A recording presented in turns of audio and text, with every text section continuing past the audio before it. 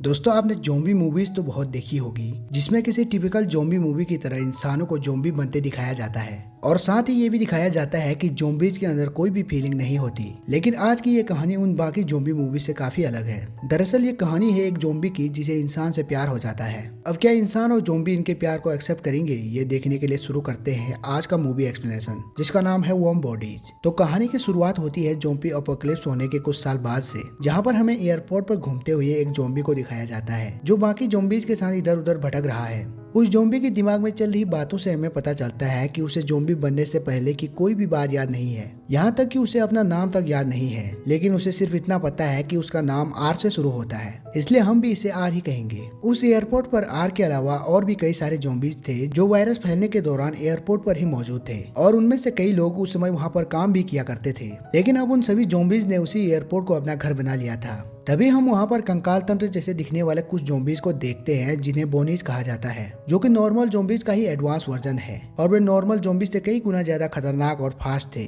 और वो इंसानों को जिंदा खा जाते थे।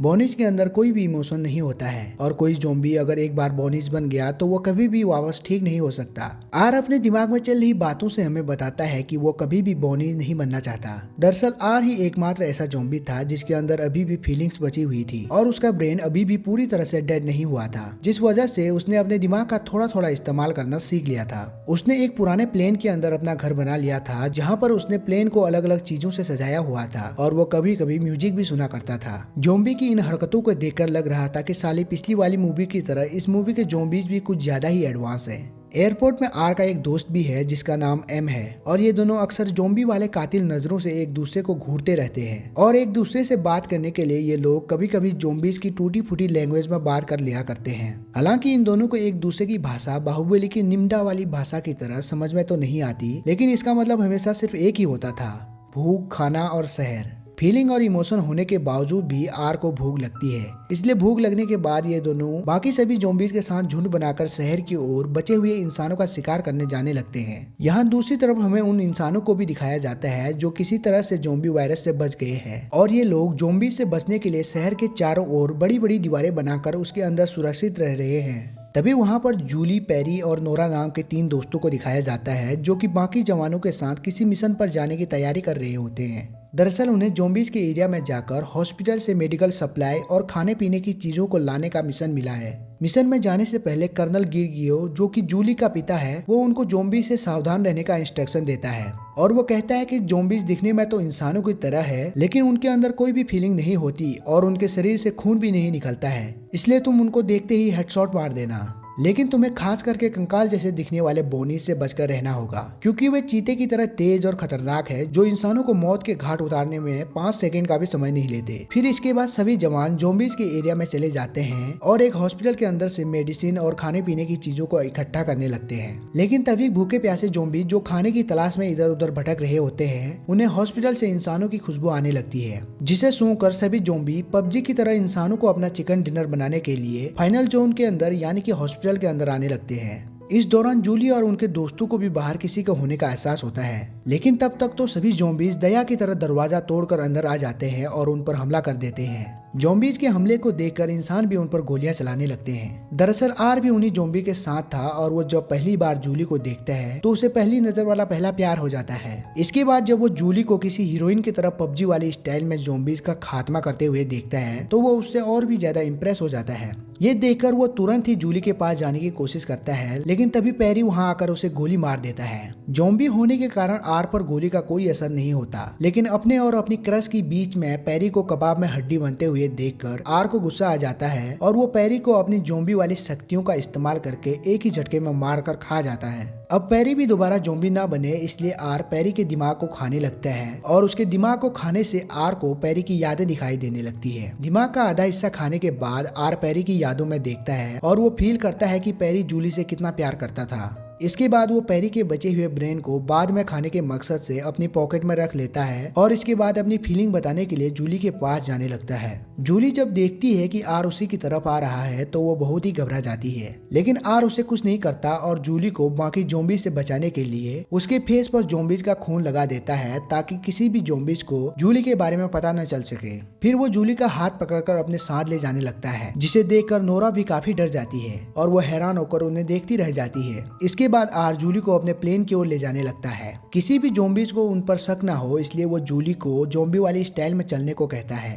अब ये दोनों उस प्लेन में आ जाते हैं जहाँ पर आर रहा करता है। ये देखकर जूली घबरा जाती है और रोने लगती है, इसलिए जूली को सेफ महसूस कराने के लिए आर उसे प्लेन में छुपाकर खुद उससे दूर जाकर बैठता है। अब वो पेरी के ब्रेन के टुकड़े को खाता है, जिससे वो उसकी बची हुई यादों को देखता है, जिसमें वो जूली और पेरी के रिश्ते के बारे में बहुत कुछ जान लेता है। इसके कुछ समय बाद आर जूली के पास जाता है और उस पर एक कंबल ओढ़ देता है और साथ ही वो उसका डर कम करने के लिए म्यूजिक भी चला देता है। इसके बाद जब वो बैठकर जूली को देखता है तो उसका मरा हुआ दिल अचानक से धड़कने लगता है। ये देखकर आर हैरान हो जाता है क्योंकि ज़ॉम्बी बनने के बाद पहली बार उसे अपने दिल को महसूस किया था। अब अगली सुबह जूली नींद से उठती है और आर को बताने की कोशिश करती है कि उसे भूख लगी है। आर उसे अपनी टूटी फूटी लैंग्वेज में प्लेन पर ही रुकने का इशारा करके खुद उसके लिए खाना ढूंढने चले जाता है।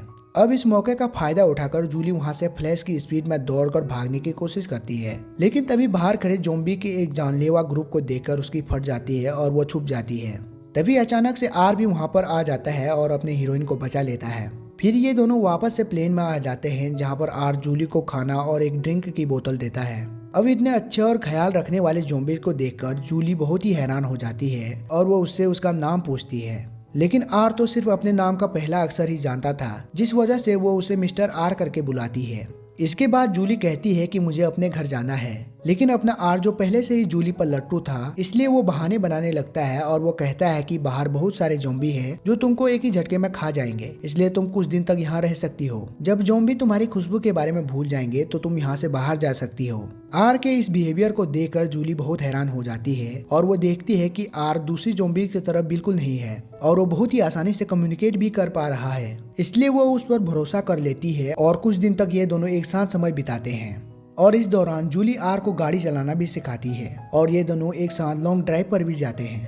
अब एक रात को आर पेरी के बचे हुए ब्रेन को खाता है और उसे पेरी की यादों में दिखाई देता है कि वो किस तरह से जूलीज को ज़ॉम्बी से बचाने के चक्कर में आर के हाथों मारा गया था। ये देखकर आर को बहुत ही बुरा लगता है और वो जूली के लवर को मारने के लिए बहुत ही गिल्टी फील करता है। लेकिन तभी जब वो मुड़ता है तो वो देखता है कि जूली वहां से भाग गई है और जब वो बाहर आता है तो वो देखता है कि सभी ज़ॉम्बीज ने जूली को घेर रखा है और वो उसे अपना डिनर बनाने की कोशिश कर रहे हैं। ज़ॉम्बी के ग्रुप में उसका फ्रेंड एम भी जूली को खाने की कोशिश कर रहा होता है, लेकिन तभी आर वहां आ जाता है और अपने दोस्त को एक पंच मारकर जूली को बचा लेता है। अब जूली आर को समझाती है कि उसे यहाँ बहुत दिन हो चुके हैं और उसे अब अपने घर जाना है। आर को अपने भोजन से दोस्ती करते हुए देखकर एम को बहुत गुस्सा आ जाता है और वो आर से कहता है कि तुम इस लड़की को खाओ। अब इनका शोर शराबा सुनकर बोनीज भी वहां आ जाते हैं, जिसे देखकर आर जूली को लेकर भागने लगता है, लेकिन तभी सभी बोनीज इन दोनों को चारों ओर से घेर लेते हैं और वो जूली की दावत उड़ाने ही वाले होते हैं, लेकिन तभी एम वहां आकर बोनीज को मार देता है और उनको बचा लेता है। दरअसल एम को भी एहसास हो जाता है कि आर जूली को पसंद करता है, इसलिए वो उसे बचाकर एक जगह पर ले जाता है जहां पर आर के सभी ज़ॉम्बी फ्रेंड मिला करते हैं। आर सभी ज़ॉम्बीज को दिखाता है कि वो सच में जूली को पसंद करता है। ये देखकर बाकी ज़ॉम्बीज का भी दिल गार्डन गार्डन होने लगता है और वो भी आर की फीलिंग को समझने लगते हैं। अब वो आर और जूली को कुछ नहीं करते और उन्हें जाने देते हैं। इसके कुछ समय बाद बोनीज भी वहां आ जाते हैं और उन्हें पता चल गया था कि एम और उसके साथी ज़ॉम्बियों ने बोनीज के खिलाफ जाकर आर और जूली को बचाया है। अब इस बात से गुस्सा होकर बोनीज इंसानों पर हमला करने का फैसला करते हैं। अब यहाँ दूसरी तरफ जूली और आर एयरपोर्ट से दूर भागकर एक खाली घर में चले जाते हैं, जहाँ पर जूली कैमरे में आर की एक फोटो खींचती है। तभी घर के पास से एक आर्मी का ट्रक गुजरता है जिसमें जूली अपने पिता को देखती है, लेकिन वो बाहर नहीं आती क्योंकि उसे डर है कि कहीं उसके पिता और आर्मी वाले आर को ज़ॉम्बी समझकर मार देंगे। उनके जाने के बाद आर जूली को सच बता देता है कि मैंने ही तुम्हारे बॉयफ्रेंड पेरी को मारकर खाया है। ये सुनकर जूली भी बहुत उदास हो जाती है और सोचती है कि मैंने जिस ज़ॉम्बी पर भरोसा किया उसी ने मेरे बॉयफ्रेंड को मारा था। जूली ये सोचकर रोते रोते सो जाती है। इसके बाद आर भी सो जाता है और उसे आज पहली बार सपना आता है और वो सपने में जूली, पेरी और नोरा को देखता है। अब वो हमेशा के लिए जूली के साथ रहना चाहता है, लेकिन पेरी उसे कहता है कि तुम जूली के साथ नहीं रह सकते क्योंकि तुमने उसके बॉयफ्रेंड को डिनर समझकर खा लिया है। अगली सुबह आर जब उठता है तो वो देखता है कि जूली उसको छोड़कर जा चुकी है। ये देखकर वो बहुत ही दुखी हो जाता है और वो अपनी गलती के लिए भी पछताने लगता है। जूली के आने से जो आर के दिल में फीलिंग्स उत्पन्न हुई थी, वहीं उसके जाने से उसके दिल में एकदम से वक्त बदल जाता है, हालात बदल जाते हैं और जज्बात बदल जाते हैं। एक दूसरे के बीच में हुई बातों को भुलाकर अब ये दोनों एक दूसरे से दूर अपने अपने रास्ते निकल गए थे। अब जूली बॉर्डर की दीवार पर पहुंच गई है, जहां पर वो अपने पिता से मिलती है, जो उसके लिए बहुत ही फिक्र कर रहे थे। और यहाँ दूसरी तरफ आर भी अपने बेस्ट फ्रेंड और बाकी ज़ॉम्बी दोस्तों से मिलता है, जहाँ पर आर उन्हें बताता है कि जूली उसे छोड़कर अपने लोगों के पास चली गई है और अब वो नॉर्मल इंसानों के साथ बहुत ही खुश है। इस पर एम उसे बताता है कि कल रात पहली बार उन्हें भी अच्छी नींद आई और उन्हें सपने भी आए और लगता है कि अब हम ठीक होकर वापस से इंसान बन रहे हैं। लेकिन सबसे बड़ी दिक्कत ये है कि सभी बोनीज इंसानों पर अटैक करने वाले हैं। ये सुनकर आर एक प्लान बनाता है और वो कहता है कि वो और उसके सभी ज़ॉम्बी फ्रेंड इंसानों के पास जाएंगे और बोनीज के बारे में जूली और बाकी इंसानों को सावधान करेंगे। अब ये सभी अच्छे ज़ॉम्बी इंसानों को बोनीज से बचाने का फैसला करते हैं। आर सभी ज़ॉम्बी को दीवार के पास स्टेडियम में रुकने को कहता है और खुद पैरी की मेमोरी का यूज करके एक सीक्रेट टनल से दीवार पार करके इंसानों की सिटी में चले जाता है और जूली के घर को ढूंढने लगता है। यहाँ दूसरी तरफ घर जाने के बाद जूली नोरा को बताती है कि किस तरह से आर ने इतने दिनों तक उसे सुरक्षित रखा था और साथ ही वो ये भी कहती है कि वो अभी आर को मिस कर रही है। लेकिन नोरा को उसकी बातों पर यकीन नहीं हो रहा था। इसके बाद रात को जब जूली को नींद नहीं आ रही होती है, इसलिए वो बालकनी में आ जाती है। लेकिन तभी वो अपने घर के आगे आर को देखकर हैरान हो जाती है। वो तुरंत ही नीचे आ जाती है और आर को एक झप्पी देती है, जिससे वो आर की शरीर की गर्मी को महसूस करती है, जिसका मतलब ये था कि अब आर धीरे धीरे इंसान में बदल रहा है। फिर वो जल्दी से आर को अंदर ले जाती है ताकि कोई उसको देख न ले। जब नोरा आर को पहली बार देखती है तो वो बहुत ही कंफ्यूज हो जाती है और वो अपनी जिज्ञासा शांत करने के लिए आर से तरह तरह के सवाल पूछने लगती है, जिस पर आर सिर्फ एक ही जवाब देता है और वो कहता है कि बोनीज इंसानों पर हमला करने आने वाले हैं। जूली आर को अपने पिता से मिलाना चाहती है, लेकिन वो डर रही है कि कहीं उसके पिता आर को ज़ॉम्बी समझकर हेडशॉट न मार दें। इसलिए जूली और नोरा मिलकर आर के चेहरे पर मेकअप लगाते हैं और उसे फटीचर से हैंडसम बना देते हैं। इसी दौरान सभी बोनीज भी इंसानों का खात्मा करने के लिए बड़ी तादाद में दीवार की ओर बढ़ रहे होते हैं। ये तीनों भी जूली के पिता यानी कि कर्नल से मिलने जाते हैं, लेकिन कर्नल को पहले ही पता चल गया होता है कि बोनीज उन पर अटैक करने वाले हैं, इसलिए वो युद्ध की तैयारी करने लगते हैं। जूली अपने पिता को एक्सप्लेन करती है कि कुछ ज़ॉम्बी धीरे धीरे इंसान बन रहे हैं, लेकिन कर्नल कहता है कि यह सब बकवास है और ज़ॉम्बी कभी भी वापस इंसान नहीं बन सकते। ज़ॉम्बी बने हैं सिर्फ इंसानों को काटने के लिए। ये सुनने के बाद आर खुद के बारे में बताने लगता है, जिस वजह से कर्नल को भी पता चल जाता है कि आर भी एक ज़ॉम्बी है। ये देखकर वो जल्दी से आर पर बंदूक तान देता है, लेकिन तभी नोरा पीछे से कर्नल पर गन तान देती है और आर और जूली को वहां से भागने को कहती है। अब ये दोनों वहां से भागकर दूसरे ज़ॉम्बी को सावधान करने के लिए स्टेडियम पहुंच जाते हैं।